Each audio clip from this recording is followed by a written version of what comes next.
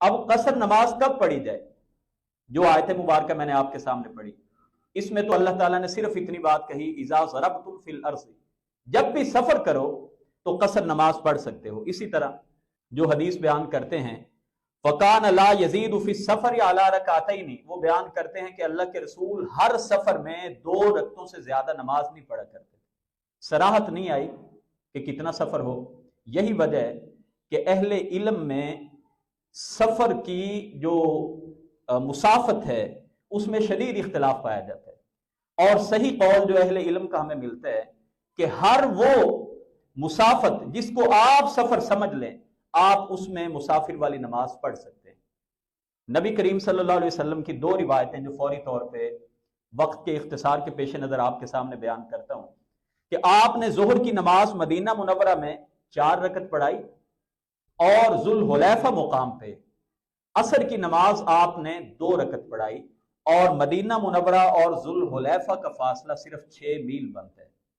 یعنی 6 میل اللہ کے رسول صلی اللہ علیہ وسلم مدینہ سے باہر آئے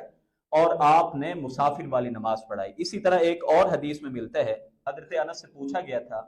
کہ آپ اللہ کے رسول کے خادم ہیں، 10 سال حضور کے ساتھ آپ رہے، بتائیے اللہ کے نبی مسافر والی نماز کب پڑھتے تھے؟ تو آپ نے فرمایا کان رسول اللہ صلی اللہ علیہ وسلم اذا خرج مسیرۃ 3 امیال،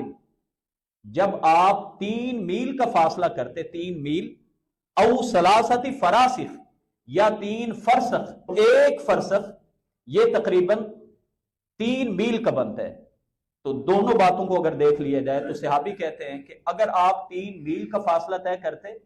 یا آپ 9 میل کا فاصلہ طے کرتے، اور 9 میل آج کے دور والے نہیں ہیں، پرانے دور کے ہیں، جو تقریباً 20-22 کلومیٹر بنتا ہے، اپنے شہر کے باہر سے آپ نکلنے کے فوری بعد